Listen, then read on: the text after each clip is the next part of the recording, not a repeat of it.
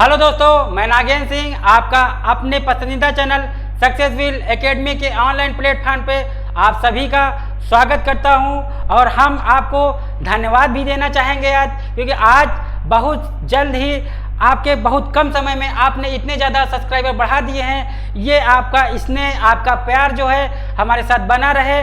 और जैसे कि हमने आपको बताया था कि आप हमारी संस्था के साथ, हमारे चैनल के साथ पूरे विश्वास के साथ जुड़े, तो आप लोग जो विश्वास दिखा रहे हैं यही विश्वास हमेशा कायम रखें, क्योंकि हमने बताया था कि आपको YouTube पे बहुत सारे चैनल मिलेंगे, लेकिन जिस तरीके से आपने यहाँ पे एक विश्वास बना के रखा है, ऐसा ही विश्वास के साथ आप जुड़े और हम भी, हमारी पूरी टीम आपके साथ पूरे विश्वास के साथ, पूरे मेहनत के साथ जुड़ेगी और आपको बेहतर से बेहतर करने का पूरे प्रयास करेगी, पूरा बेहतर कंटेंट देने का प्रयास करेगी, चाहे मैथ में हो, चाहे इंग्लिश में हो, चाहे जीएस में हो, हर टॉपिक में आपको बेहतर कंटेंट मिलेंगे।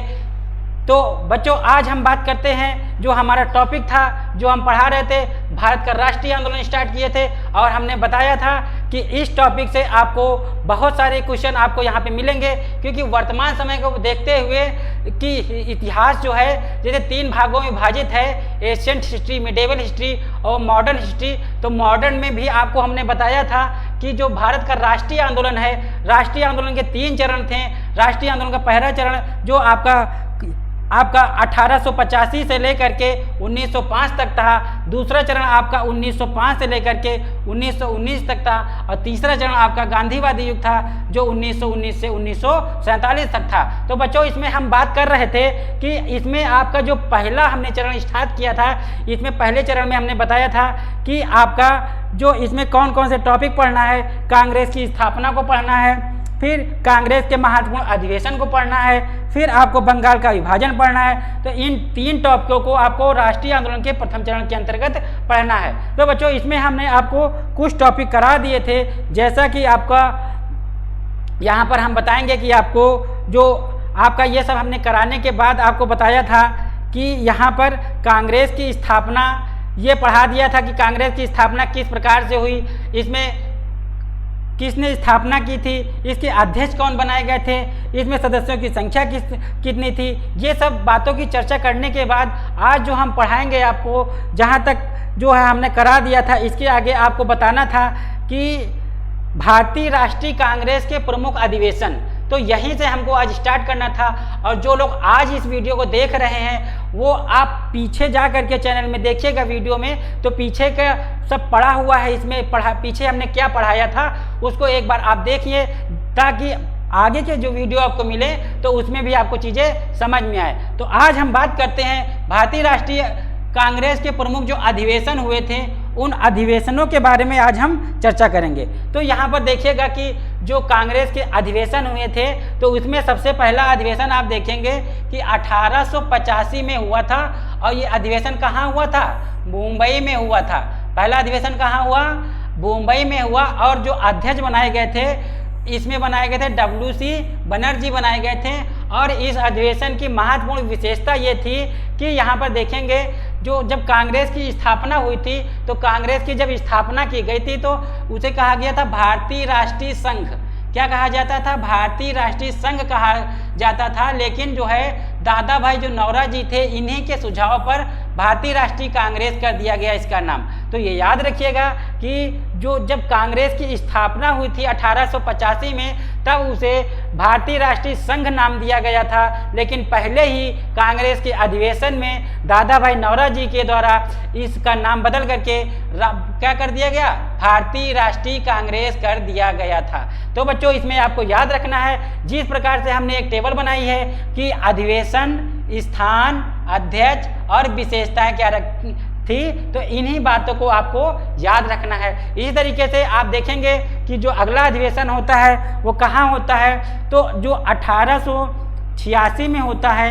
ये 1886 का अधिवेशन आप देखेंगे कहाँ होता है, तो कलकत्ता में होता है। कहाँ होता है? कलकत्ता में होता है। और इस अधिवेशन की जो अध्यक्षता करते हैं वो अध्यक्ष कौन होते हैं? दादा भाई नौरोजी होते हैं। बच्चों, दादा भाई नौरोजी, इन्हीं को कहा जाता है वयोवृद्ध पुरुष।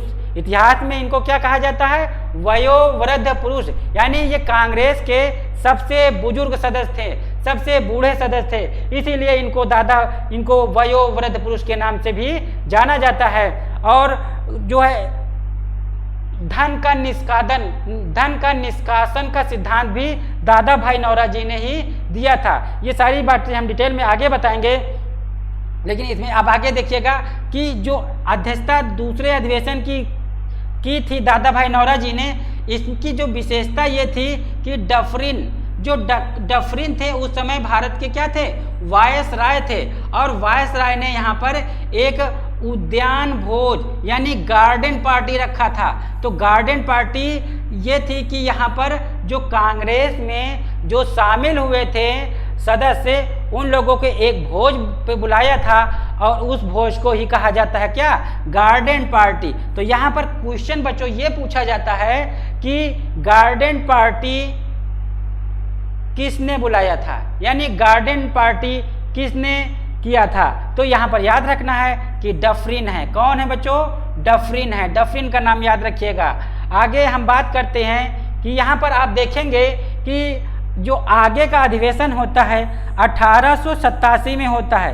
कब होता है, 1887 में होता है। और जो ये आपका अधिवेशन होता है ये मद्रास में होता है। कहाँ होता है बच्चों, मद्रास में होता है। और इस कांग्रेस के अधिवेशन के दो अध्यक्ष होते हैं, वो अध्यक्ष किसको बनाया जाता है, तो सैयद बदरुद्दीन तैयब जी। कौन होते हैं, सैयद बदरुद्दीन तैयब जी होते हैं। और इन्होंने ही एक नारा दिया था, उस नारे को कहा जाता है कांग्रेसी बनो का नारा। तो कांग्रेसी बनो का नारा बच्चों किसने दिया, तो याद रखिएगा कि सैयद बदरुद्दीन तैयब जी ने दिया था। और ये अधिवेशन कहाँ पर हुआ था, तो मद्रास में हुआ था। और इसी अधिवेशन में सबसे पहले किसी मुस्लिम को अध्यक्ष बनाया गया था। तो याद रखिएगा कि प्रथम मुस्लिम अध्यक्ष थे कौन, बदरुद्दीन तैयब जी। तो बच्चों देखिए इसमें ये क्वेश्चन आता है इस तरीके से कि पूछा जाता है कि बताओ कांग्रेस का कौन सा अधिवेशन था जिसमें किसी मुस्लिम को कांग्रेस का अध्यक्ष बनाया गया था। तो याद रखिएगा ये तीसरा अधिवेशन था जो मद्रास में हुआ था, इसी में आपको बनाया गया था। और जो कांग्रेस के बच्चों अधिवेशन होते थे ये अलग अलग होते थे। अधिवेशन प्रत्येक वर्ष होते थे और प्रत्येक वर्ष ये अधिवेशन अलग अलग जगहों पे इसलिए होते थे ताकि वहाँ के लोगों को भी कांग्रेस के साथ क्या जोड़ सके। और कांग्रेस की स्थापना बच्चों हमने बताया था कि कांग्रेस जो है एक, ये जो कांग्रेस नाम है ये एक अमेरिकी शब्द है और इसका अर्थ होता है लोगों का समूह होता है। और कांग्रेस की स्थापना इस उद्देश्य से की गई थी कि भारतीयों की समस्याओं को अंग्रेजों के समक्ष रखना और उसमें कुछ जो है सुधार करना, ये सारे उद्देश्य रखे गए थे। तो बच्चों आगे हम बात करते हैं, यहाँ पर अगले अधिवेशन की बात करते हैं। तो अगला अधिवेशन कब होता है, 1888 में होता है। और ये जो अधिवेशन होता है कहाँ होता है बच्चों, इलाहाबाद में होता है। कहाँ होता है, इलाहाबाद में, जिसका वर्तमान नाम है क्या, प्रयागराज। अब वर्तमान में इसको क्या कहा जाता है, तो प्रयागराज कहा जाता है।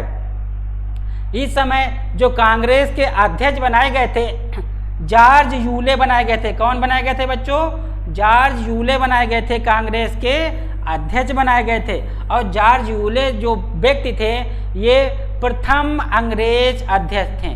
जैसे आपको हमने यहाँ पर बताया कि प्रथम मुस्लिम अध्यक्ष कौन थे, तो सैयद बदरुद्दीन तैयब जी थे। ठीक उसी तरीके से यहाँ पर भी याद कर लेना है कि जो आपका इलाहाबाद में यानी प्रयागराज में जो अधिवेशन हुआ था 1888 में, उसके अध्यक्ष कौन बनाए गए थे कांग्रेस के, तो यहाँ पर जॉर्ज यूले बनाए गए थे।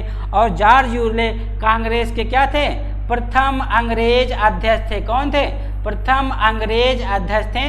आपको याद रखना है। क्वेश्चन आता है कि बताइए कांग्रेस के किस अधिवेशन में किसी अंग्रेज को अध्यक्ष बनाया गया था, तो जॉर्ज यूले का नाम आप लोगों को याद रखना है। बच्चों इसका स्क्रीनशॉट आप लोग लेते रहें ताकि आप पीछे फिर से इसको पुनः एक बार देख सकें कि कौन सा अधिवेशन कहाँ हुआ है और किस अधिवेशन की क्या खास बात रही है। सबसे ज़्यादा यही पूछा जाता है कि अधिवेशन के अध्यक्ष कौन बनाए गए थे। तो इन्हीं सब चीज़ों को ध्यान में रखना है।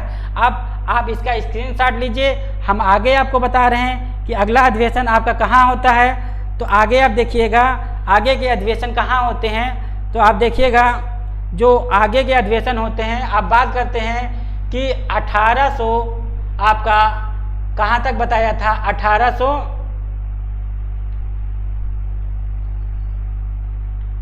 यहाँ पे आपका 89 होना चाहिए, यहाँ पर आपका 89 होगा बच्चों, थोड़ा सही कर लीजिएगा, यहाँ पे 1889 होगा।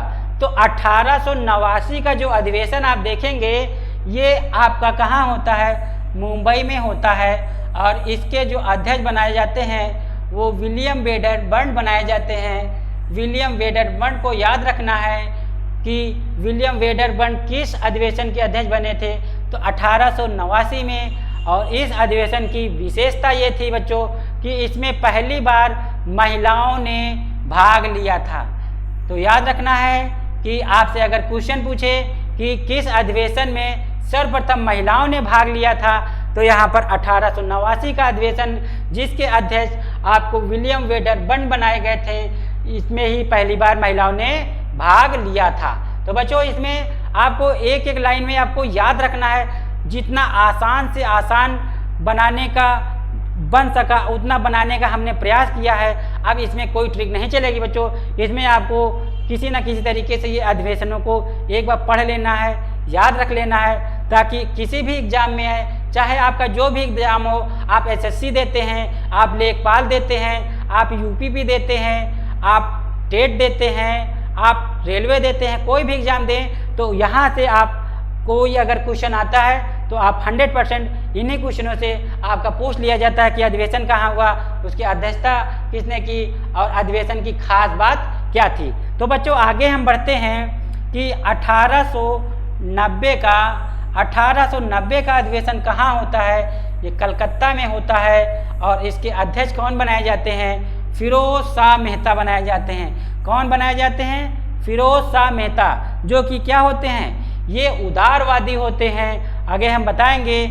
और इस अधिवेशन की खास बात ये होती है कि कलकत्ता विश्वविद्यालय की जो पहली महिला स्नातक होती हैं कादम्बरी गांगुली होती हैं, इन्होंने संबोधित किया था। तो जैसे बच्चों आप जीके में पढ़ते हो कि जो है प्रथम स्नातक महिला, तो नाम सुनते हो कादम्बरी गांगुली, तो यही हैं जिन्होंने इसकी क्या की थी, इसको संबोधित किया था। तो बच्चों आप इसमें ध्यान रखिएगा, इनका नाम जरूर पूछा जाता है। और बच्चों इसमें अभी जैसे हम यहाँ पे आपको ये चीज़ें पढ़ा रहे हैं, इसके आगे जैसे ही हमारा टॉपिक ख़त्म होता है, तो हमारा टॉपिक जैसे ही ख़त्म होगा तो तुरंत हम आपको यहाँ पे 20 से 25 क्वेश्चन, यानी जो टॉपिक हम पढ़ा रहे हैं उस टॉपिक से जो बनने वाले क्वेश्चन हैं, जो पीछे क्वेश्चन पूछे गए हैं किसी न किसी एग्जाम में, उन सारे क्वेश्चनों की एक हम श्रृंखला लाएंगे और यहीं पर आपके सामने उन क्वेश्चनों को सॉल्व करेंगे। तो बच्चों आगे हम बात करते हैं।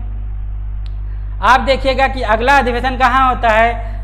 अधिवेशन और भी होते हैं बच्चों, लेकिन उन्हीं अधिवेशनों को हम यहाँ पे पढ़ा रहे हैं जो अधिवेशन से क्वेश्चन ज़्यादा आते हैं। बीच के अधिवेशन आपके बहुत सारे अधिवेशन होते हैं, 65 तक अधिवेशन होते हैं, 72, 77 अधिवेशन होते हैं, लेकिन सारे अधिवेशन नहीं कि हम आपको 75 अधिवेशन पढ़ा रहे हैं। तो उन अधिवेशनों के बारे में हम चर्चा करेंगे जो अधिवेशन आपको ज़्यादा अधिवेशन से क्वेश्चन पूछे जाते हैं। तो बच्चों आप देखिएगा कि 1896 का अधिवेशन कहाँ होता है, कलकत्ता में होता है। और ये अधिवेशन किसके अध्यक्षता में होता है, तो रहीमतुल्ला सयानी होते हैं। कौन होते हैं, रहीमतुल्ला सयानी होते हैं। और इस अधिवेशन की खास बात ये होती है कि इसी अधिवेशन में सबसे पहले बंकिम चंद्र चटर्जी ने वंदे मातरम, क्या बच्चों, वंदे मातरम का गान पहली बार किया था। तो याद रखना है कि आपसे क्वेश्चन आए कि बताइए कि वंदे मातरम का गान सबसे पहले कहाँ हुआ, तो वंदे मातरम का सबसे पहले कहाँ हुआ, कलकत्ता अधिवेशन में हुआ। जो कलकत्ता का अधिवेशन कब हुआ, 1896 में हुआ। और जो ये वंदे मातरम का गान किसने गाया, तो बंकिम चंद्र चटर्जी ने गाया था। इनका नाम याद रखिएगा बच्चों, इसमें आपको ये सारे नाम आपको याद ही रखना है। आगे बात करते हैं बच्चों। अब देखिएगा अगला अधिवेशन जो है आपका कहाँ होता है, 1905 में होता है।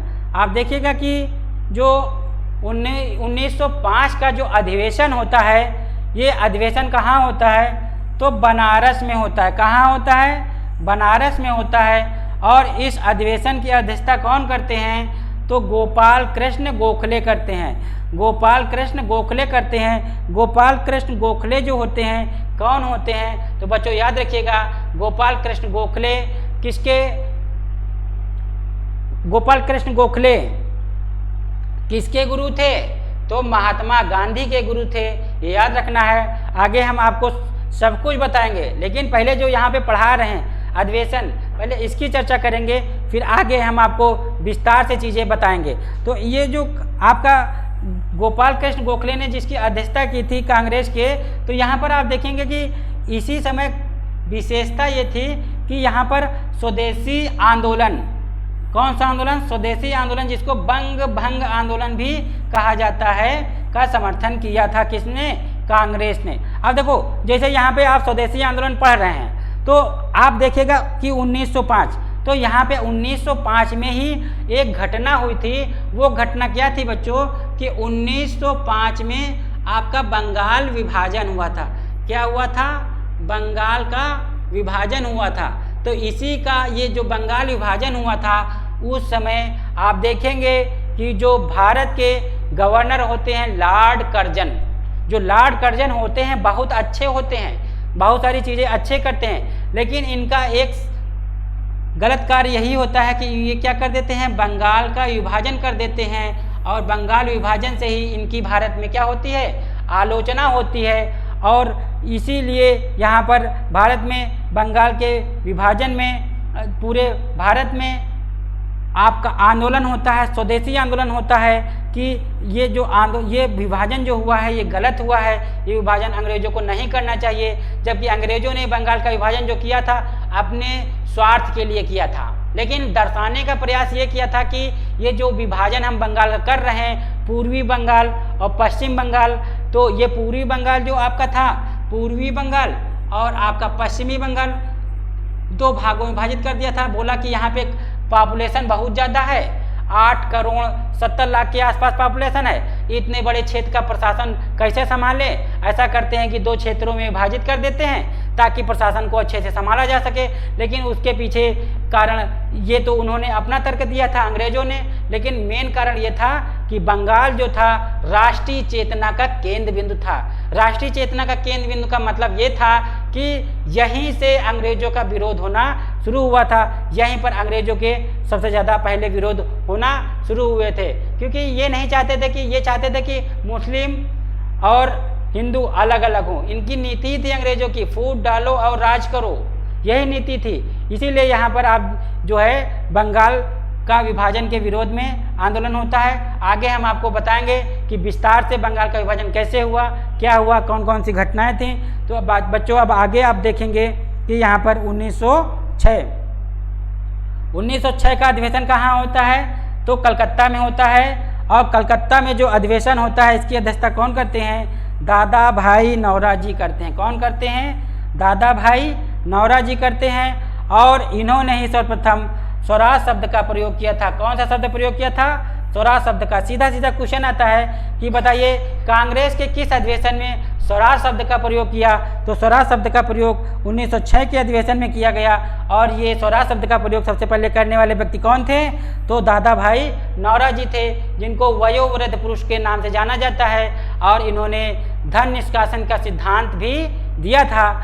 और इसी तरीके से आप देखेंगे कि यहाँ से अब धीरे धीरे एक विवाद होना प्रारंभ हो जाता है, गरम दल और नरम दल। जैसा कि आप लोगों ने सुना होगा कि गरम दल वाले हर तरीकों को विद्रोह के माध्यम से मनवाने का प्रयास करते थे, जबकि नरम दल वाले शांति के साथ अपनी बातों को अंग्रेजों के सामने रखते थे, उसके माध्यम से मनवाना शुरू करते थे। ठीक, तो इसी तरीके से आप देखेंगे आगे काफ़ी जो है विरोध होता है। अब आगे हम बात करते हैं, तो बच्चों आप इसका स्क्रीनशॉट ले लें, हम आगे बढ़ते हैं।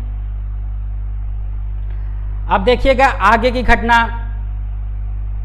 अब यहाँ पे देखिए, यहाँ तक हमने कर लिया। अगला जो अधिवेशन होता है कहाँ बच्चों होता है?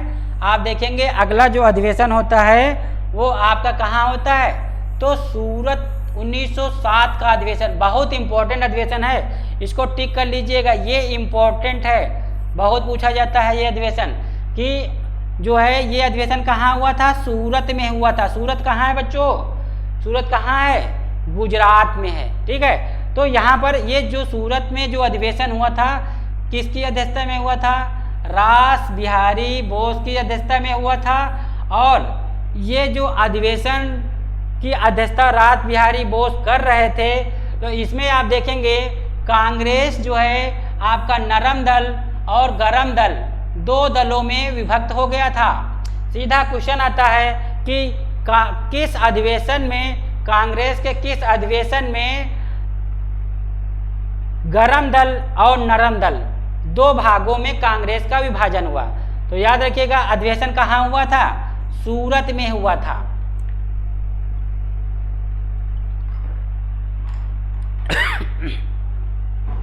तो इसमें ध्यान रखने वाली बात यह है कि यहाँ पे जैसे आप नरम दल देख रहे हैं और गरम दल देख रहे हैं, इसके पीछे वाला अगर आपको कुछ याद हो तो याद करिएगा कि हमने बताया था कि जब कांग्रेस की स्थापना हुई थी 1885 में और 1905 तक, आप यहाँ तक देखेंगे 20 वर्षों तक कांग्रेस उदारवादी, यहाँ पर जो उदारवादी लिखा हुआ है, उदारवादी, तो इसका बोलबाला था। यानी उदारवादी, जैसे कुछ नाम हमने बताए थे कि यहाँ पर मदन मोहन मालवीय का नाम लिया था, फिरोज शाह मेहता का नाम लिया था, आपके दादा भाई नौरोजी का नाम लिया था। ये लोग उदारवादी थे। ये लोग अपनी बातों को अनुनयन विनयन पत्र के माध्यम से अंग्रेजों से भारतीयों की समस्याएं रखते थे और कहते थे इसमें कुछ सुधार करें, लेकिन अंग्रेज उन बातों को नहीं मानते थे। तो एक कांग्रेस में ही कुछ लोग ऐसे थे जो अनुनयन विनयन का विरोध करते थे। वो ये मानते थे कि अंग्रेजों का विरोध और वो भी सशक्त तरीके से करना जरूरी है, क्योंकि अंग्रेज अब ऐसे कोई चीज़ नहीं देंगे। तो यहाँ पर हम बताएंगे कि गरम दल में आपने नाम सुना होगा लाल, बाल और पाल। तो यहाँ पर लाला लाजपत राय हैं, बाल गंगाधर तिलक हैं और बिपिन चंद्र पाल हैं। ये लोग होते हैं गरम दल वाले, और नरम दल वाले हमने बता दिए थे। तो यहाँ पर देखेंगे, इसको याद रखिएगा, बहुत इंपॉर्टेंट है आपका ये अधिवेशन। तो इसको आप ठीक से याद कर सकते हैं ना कि जो है जैसे नरम और गरम दल हैं, तो याद रखिएगा कि यहाँ पे याद रख सकते हैं कि दो व्यक्ति, दो दल एक दूसरे को सूरत देखना रास नहीं आ रहा, यानी रास नहीं आ रहा, यानी अधिवेशन के अध्यक्ष कौन होंगे? रास बिहारी बोस। और सूरत, तो सूरत में अधिवेशन हुआ था, दो कौन?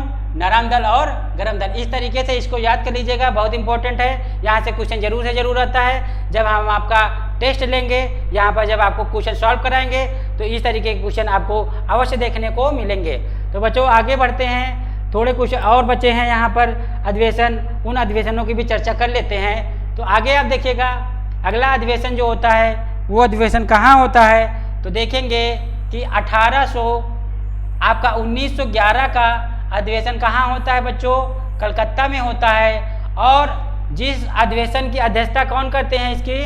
तो विशन नारायण करते हैं। कौन करते हैं बच्चों? विशन नारायण करते हैं। तो बच्चों बीच बीच में आप लोग इसको आप देखते रहें और शेयर जरूर करते रहें। चैनल को ज़्यादा से ज़्यादा शेयर करेंगे तो इससे जो ये ज्ञान है, ये ज्ञान एक आपसे दूसरे में पहुंचेगा। तो आगे आप देखिएगा कि यहाँ पर इसी अधिवेशन में सबसे पहले कौन सा? जन गण मन। क्या बच्चों? जन गण मन, याद रखिएगा, जन गण मन पहली बार गाया गया।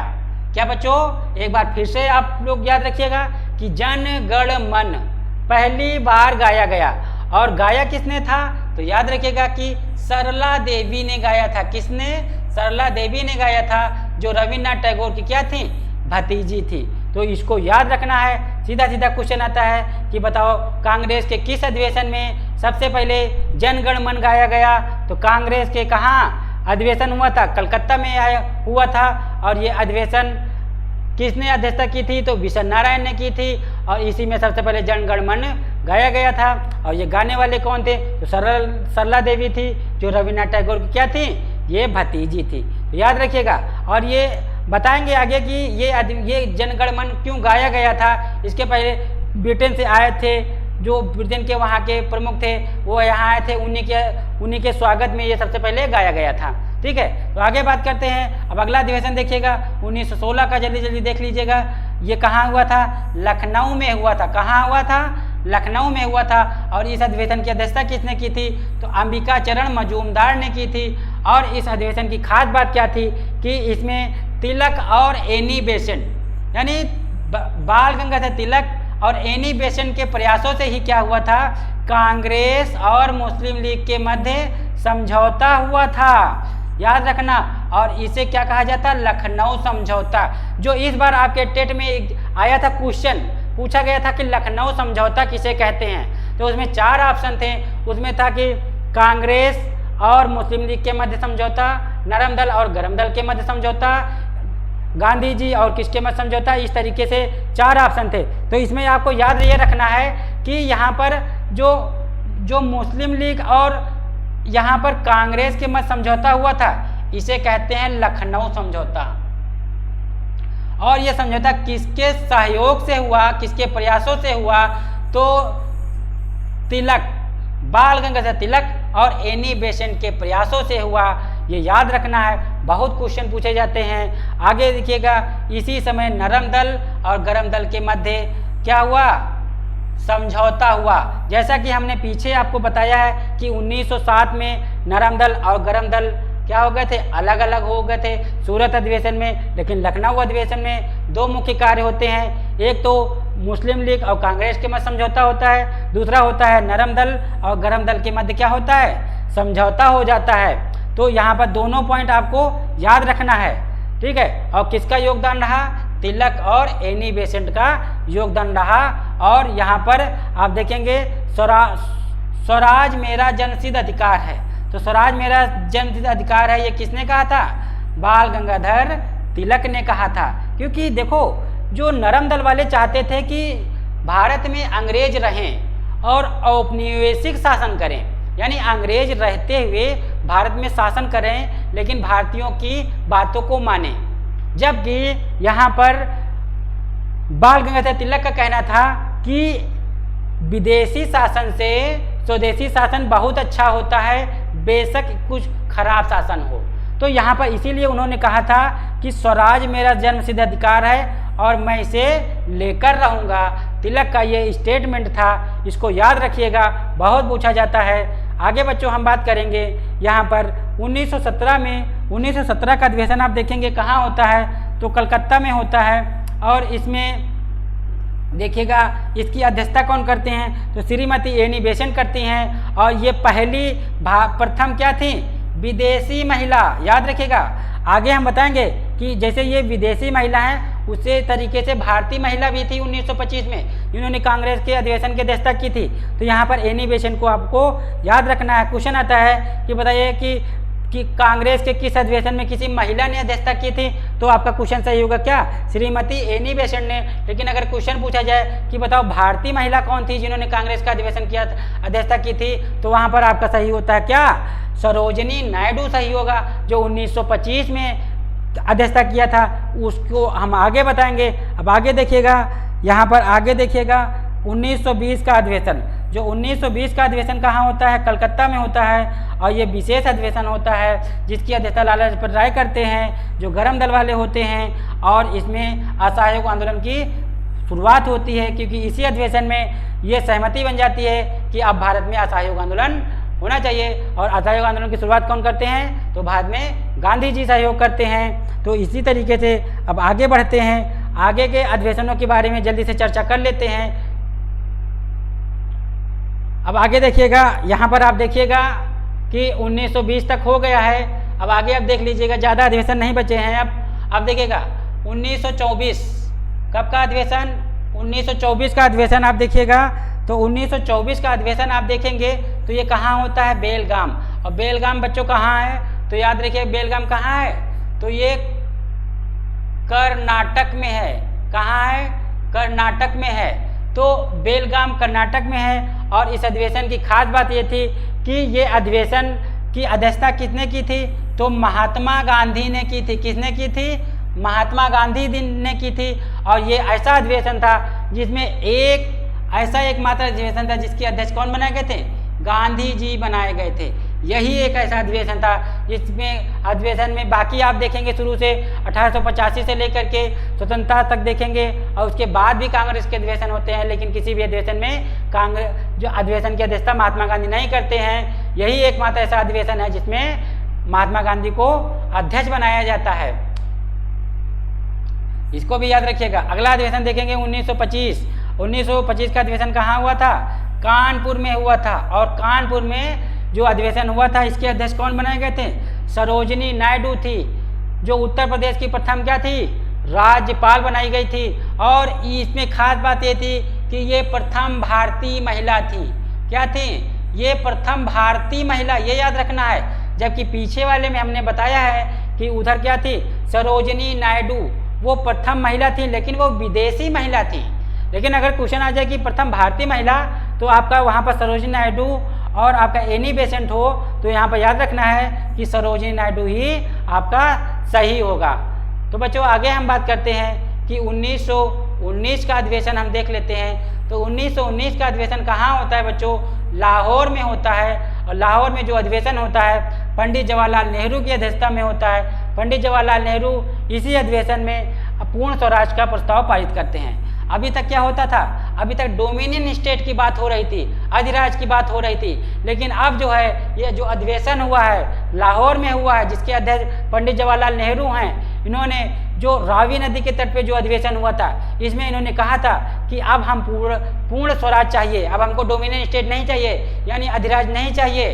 हमको अंग्रेजों के जो यहाँ पे शासन करेंगे उसमें सहयोग जरूर नहीं करना है, बल्कि अब हमको पूर्ण रूप से अब हमको स्वतंत्र कर दें, अब हम अपना स्वतंत्र रूप से शासन करेंगे। तो इसीलिए याद रखिएगा, पूछा जाता है पूर्ण स्वराज की मांग कब की गई? तो लाहौर अधिवेशन में की गई थी। और इसके अध्यक्ष कौन बनाए गए थे?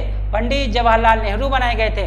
और इन्होंने यही घोषित किया था कि 26 जनवरी को कौन सा दिवस? स्वतंत्रता दिवस के रूप में मनाया जाएगा।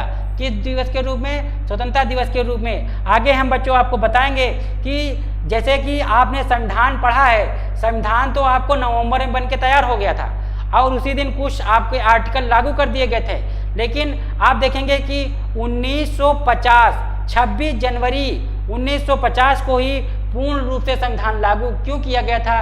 क्योंकि बात ये थी कि यहाँ पर यह भी बात माननी थी कि 26 जनवरी को प्रथम स्वतंत्रता दिवस के रूप में मनाने जाने की घोषणा की गई थी। तो उस दिन 2 महीने का इसीलिए इंतजार किया गया और बाद में उसको पूर्ण रूप से लागू किया गया था। ये सारी चर्चाएँ हम आपको आगे बताएंगे।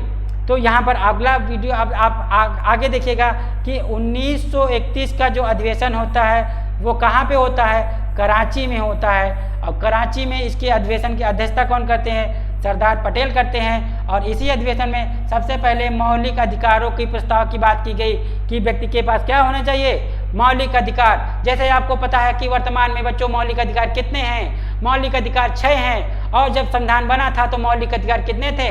तो 7 थे। और 7वां अधिकार कौन है? संपत्ति का अधिकार को आपको इतने समय हटा दिया गया है और वो आपका विधिक बना दिया गया है, 3001 के अंतर्गत रख दिया गया है। तो यहाँ पर ये याद रखना है मौलिक अधिकारों की सबसे पहले बात कहाँ पे की गई थी? तो यहाँ पर कराची अधिवेशन में 1931 में और सरदार पटेल ने किया था। आगे बात करते हैं। ऐसा नहीं ये मौलिक अधिकार ये सब आप पॉलिटी में पढ़ेंगे, आप केवल आप हमारे चैनल के साथ जुड़े रहें। हर एक चीज़ को यहाँ पर आपको विस्तार से पढ़ाया जाएगा। आप केवल विश्वास के साथ चैनल के साथ जुड़ें। आगे देखें, यहाँ पर 1937 का अधिवेशन आप देखेंगे। 1937 का अधिवेशन कहाँ हुआ? तो आपका फैजपुर में हुआ। कहाँ हुआ? फैजपुर में हुआ, जिसका जो है कहाँ? जवाहरलाल नेहरू ने इसकी अध्यक्षता की थी। और फैजपुर ये पहला अधिवेशन था जो किसी गांव में हुआ था। कहाँ हुआ था? किसी गांव में हुआ था। तो याद रखना है कि पहला अधिवेशन जो 1937 का है ये किसी गांव में। आपसे क्वेश्चन आता है कि बताइए कि कौन सा अधिवेशन गांव में हुआ था? तो आप याद रखें कि फैजपुर वाला अधिवेशन 1937 में जो हुआ था ये किसी गांव में हुआ था। और इसके अध्यक्ष कौन थे? पंडित जवाहरलाल नेहरू थे। आगे देखिए 1939 त्रिपुरी अधिवेशन।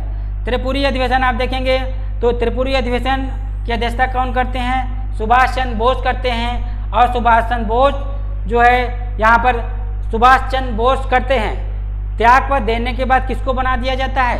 राजेंद्र प्रसाद को बना दिया जाता है। आप देखेंगे कि यहाँ पर जो ये एक इसका क्वेश्चन भी आता है, त्रिपुरी समस्या। तो त्रिपुरी अधिवेशन के अध्यक्ष सुभाष चंद्र बोस बनाए गए थे, लेकिन गांधी जी से कुछ तालमेल ना हो पाने के कारण गांधी जी चाहते थे कि सुभाष चंद्र बोस अधिवेशन की अध्यक्षता ना करें। तो इसी वजह से उन्होंने, गांधी जी और सुभाष चंद्र के आपसी मनमुटाव होने के कारण इन्होंने यहाँ से अपना अध्यक्ष पद से अपना त्यागपत्र दे दिया और उसके स्थान पर कौन बनाए गए थे? राजेंद्र प्रसाद। यहीं से आप देखेंगे सुभाष चंद्र बोस आगे चल के आपका फॉरवर्ड ब्लॉक का गठन करते हैं, इसी के बाद 1939 में करते हैं। तो बच्चों आगे हम बात करते हैं अधिवेशनों की ही। तो 1940 से 45 तक देखेंगे रामगढ़ अधिवेशन। रामगढ़ अधिवेशन में जो अध्यक्षता करते हैं कौन? अब्दुल कलाम आज़ाद करते हैं। और यही जो होते हैं सबसे लंबे समय तक, यानी स्वतंत्रता नहीं बल्कि यहाँ पर होता है भारत छोड़ो आंदोलन। क्या था? भारत छोड़ो आंदोलन। भारत छोड़ो आंदोलन कब हुआ? 1942 में। तो भारत छोड़ो आंदोलन के समय आपके यही कौन? मौलाना अब्दुल कलाम आज़ाद कांग्रेस के अध्यक्ष थे। अब यहाँ देखिए लंबे समय तक आपके यही बने रहे मौलाना अब्दुल कलाम आज़ाद अध्यक्ष, इसलिए बने रहे क्योंकि आप देखेंगे 1939 से 45 तक हो जाता है द्वितीय विश्व युद्ध। जैसे पहला विश्व युद्ध आप देखेंगे 1914 से 18 तक, तो द्वितीय विश्व युद्ध आप याद रखिएगा 1940 से 1939 से 1945 तक चलता है। तो इस समय बीच कोई अधिवेशन नहीं होते हैं, तो इस समय इसके अध्यक्ष कौन बनते हैं? यही रहते हैं मौलाना अब्दुल कलाम आज़ाद। ठीक बच्चों, आगे हम बात करते हैं 1946 का अधिवेशन। ये कहाँ होता है? मेरठ में, जिसके अध्यक्ष कौन बनाए जाते हैं? आचार्य जे.बी. कृपलानी बनाए जाते हैं। और ये अधिवेशन जो जे.बी. कृपलानी जिसके अध्यक्ष होते हैं 1947 में इस्तीफा के बाद कौन बनाए जाते हैं? राजेंद्र प्रसाद कांग्रेस के अध्यक्ष बनाए जाते हैं। तो बच्चों आगे हम बात करते हैं, 2-3 अधिवेशन और बच्चे होंगे। ठीक, तो यहाँ तक अधिवेशन आपके कंप्लीट हो गए। अब इन्हीं अधिवेशनों तक पढ़ना है, बाकी अधिवेशन तो आपको और भी होते हैं आपके काफ़ी स्वतंत्रता के बाद भी 65, 66, 67 तक भी अधिवेशन होते हैं, लेकिन इन्हीं अधिवेशनों को याद रखिएगा कि ये 1946 तक ही अधिवेशन आपको याद रखना है। आगे बात करते हैं अधिवेशन से संबंधित महत्वपूर्ण तथ्य। तो अधिवेशन से संबंधित कुछ ऐसे महत्वपूर्ण तथ्य हैं जिनका एक लाइन में आपको याद कर लेना है कि जैसे आपसे कहें कि बताओ सबसे ज़्यादा कांग्रेस के अधिवेशन कहाँ हुए, तो सबसे ज़्यादा अधिवेशन आप देखेंगे कहाँ हुए, तो आपके कलकत्ता में हुए थे। कहाँ हुए? कलकत्ता में लगभग कितने बार? 10 बार। कितनी बार बच्चों? 10 बार अधिवेशन हुए। कहाँ? कलकत्ता में हुए थे। आगे बात करते हैं सबसे अधिक अधिवेशन, सबसे अधिक समय तक कांग्रेस के अध्यक्ष कौन है? तो अभी हमने आपको बताया कि सबसे लंबे समय तक जो कांग्रेस के अध्यक्ष रहे थे वो कौन रहे थे? अब्दुल कलाम आज़ाद रहे थे। कौन रहे थे बच्चों? अब्दुल कलाम आज़ाद। ये याद कर लेना है, नोट कर लेना है कि यहाँ पर सबसे अधिक समय तक कौन रहे? अब्दुल कलाम आज़ाद रहे। जब आप एक ही बात को अपने माइंड में, अपने दिमाग में 2-3 बार रिवाइज करेंगे तो वो पॉइंट आपको जरूर से जरूर याद हो जाएगा। आगे बात करेंगे बाल गंगाधर तिलक। बाल गंगाधर तिलक की बात करेंगे तो इसमें ये एक भी बार क्या आपके अध्यक्ष नहीं बने, ये याद रखना है। बाकी सब लोग तो बने, राजनीति जो आपके राजनीतिक रहे हैं, कांग्रेसी जो रहे हैं वो तो अध्यक्ष बनाए गए हैं, लेकिन क्वेश्चन आता है कि कौन नहीं बने, तो बाल गंगाधर तिलक एक भी बार भी कांग्रेस के अध्यक्ष नहीं बनाए गए थे। आगे बात करते हैं स्वतंत्रता के तत्काल बाद अध्यक्ष किसको बनाया गया था? तो पट्टामी सीतारमैया को बनाया गया था, याद रखना है। अब आगे बच्चों बात करते हैं, आगे देखिएगा 2-3 पॉइंट और बचे हैं कि यहाँ पर देखिएगा कि आपसे कहेगा कि स्वतंत्रता के तत्काल बाद अध्यक्ष किसको बनाएगा? तो पट्टामी सीतारमैया का, ये तो हो गया आपका। आगे बात करते हैं इंडियन नेशनल कांग्रेस, एक बार भाग लेने वाले व्यक्ति कौन थे? तो महात्मा गांधी थे। कौन थे? महात्मा गांधी। हमने बताया था कि 1924 में बेलगाम में, जो बेलगाम कहाँ है? कर्नाटक में है, इसके अध्यक्ष बनाए गए थे कौन? महात्मा गांधी। आगे देखिएगा बच्चों, आगे बात करते हैं तो आगे आप देखिएगा कि 1-2 पॉइंट यहाँ पर नोट करके लिखे हुए हैं, इनको भी समझ लेना है। देखिएगा यहाँ पर नोट करके जो लिखा हुआ है इसमें आपको ये देखना है कि 1885 से लेकर के 1905 तक भारतीय राजनीति पर उदारवादियों का प्रभुत्व रहा है। किसका रहा है बच्चों? उदारवादी का। उदारवादी कौन कौन थे? तो हमने बताया था कि यहाँ पर दादा भाई नौरोजी थे, फिरोज शाह मेहता थे, इस तरीके से मदन मोहन मालवीय थे। ये सब व्यक्ति कैसे थे? उदारवादी, यानी ये अपनी बातों को अनुनयन विनयन के माध्यम से और अंग्रेजों के सामने रखते थे, भारतीयों की समस्याओं को। तो इनको याद रखना है। तो उदारवादी नेता में देखिए यहाँ पे लिखा भी है, ये सारे नेता थे जो उदारवादी थे आपके। ठीक बच्चों, आगे बढ़ें। समझ में आ रहा है? स्क्रीनशॉट लेते रहिएगा ताकि आप इस वीडियो को पीछे भी आप देख सकते हैं। आगे बात करते हैं बच्चों। लास्ट पेज है आपका बंगाल के विभाजन के संबंध में अंग्रेजों द्वारा दिया गया तर्क। हमने बताया था कि आपका 1905 में बंगाल का विभाजन हुआ था। तो जो बंगाल का विभाजन हुआ था इसमें अंग्रेजों ने अपना अलग तर्क दिया था। अंग्रेजों का क्या कहना था कि यहाँ पर बंगाल के विभाजन के संबंध में अंग्रेजों ने क्या तर्क दिया? कहा कि बंगाल का प्रशासनिक प्रबंधन के लिए बहुत बड़ा है और बंगाल के इस पूर्वी और पश्चिमी, कौन सा? पूर्वी और पश्चिमी बंगाल में विभाजन से असम का विकास होगा, असम राज्य का, ठीक है, विकास होगा। किंतु मुख्य कारण क्या था? मुख्य कारण आप देखिएगा यह था कि बंगाल उस समय राष्ट्रीय चेतना का केंद्र बिंदु था। अभी हमने बताया कि जो अंग्रेज यानी जो कर्जन थे, जो पूर्वी बंगाल और पश्चिमी बंगाल में विभाजित किया था बंगाल को, वहाँ की पॉपुलेशन जो थी 8 करोड़ 70 लाख के आसपास थी। तो वो जो पॉपुलेशन अधिक थी, लेकिन वहाँ पर राष्ट्रीय चेतना की बात थी, मेन बात थी।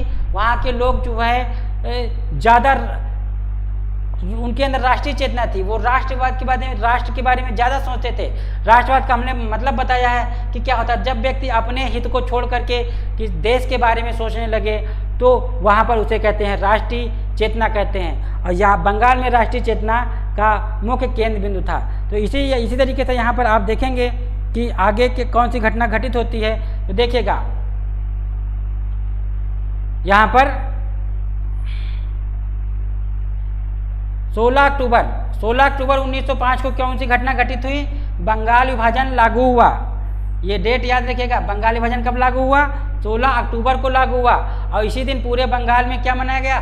शोक दिवस के रूप में मनाया गया। क्वेश्चन आता है कि शोक दिवस के रूप में कब मनाया गया? तो 16 अक्टूबर को मनाया गया। और रविन्द्रनाथ टैगोर के सुझाव से ही आपका क्या राखी दिवस के रूप में मनाया गया। राखी दिवस इसलिए क्योंकि जो अंग्रेजों ने पूर्वी बंगाल और पश्चिमी बंगाल में विभाजित कर दिया था, तो एक तरफ तो पूर्वी वाले कह दिया कि ये मुस्लिम बाहुल्य क्षेत्र है और पश्चिम वाले को बता दिया कि ये हिंदू बाहुल्य है। लेकिन इन्होंने कहा कि राखी दिवस के रूप में, ताकि एक दूसरे के साथ मिलजुल सकें, इससे उनको ये ना पता चले कि यहाँ पर विभाजन की कुछ स्थिति है। इस तरीके से यहाँ पर बातें हुई थी। तो टैगोर ने आंदोलन को तेज करने के लिए प्रेरणा स्रोत अमार सोनार क्या है? अमार सोनार बंगला नामक गीत लिखा हुआ है, जो आगे चल के 1971 में बना क्या? बांग्लादेश का राष्ट्रीय गीत बना। याद रखना है कि बंगाल विभाजन के समय टैगोर ने आंदोलन को तेज करने के लिए कौन सा नारा दिया? तो आमार सोनार। जो आमार सोनार बांग्ला भाषा का राष्ट्रीय गीत है, जो बांग्लादेश का 1971 में क्या बना? राष्ट्रीय गीत बना। इतने पॉइंट आपको याद रख लेना है बच्चों। आगे इसी तरीके से आपका यहीं तक आपको इसको पढ़ लेना है। 1-2 बार आप वीडियो पीछे देख सकते हैं, चीज़ें याद कर लीजिए। अगले वीडियो की बात करेंगे। नेक्स्ट वीडियो में हम आगे आपको बताएंगे कि जो हम पढ़ा रहे हैं उसमें आपका एक चरण कंप्लीट हुआ है 1885 से लेकर के 1905 तक, जो हमने बताया था कि क्या उदारवादी चरण। अब आगे के वीडियो में हम आपको बात करेंगे कि अब दूसरा चरण, राष्ट्रीय आंदोलन का जो दूसरा चरण आप देखिएगा, यहाँ पर आपका दूसरा चरण कौन सा है? तो दूसरा चरण आप देखिएगा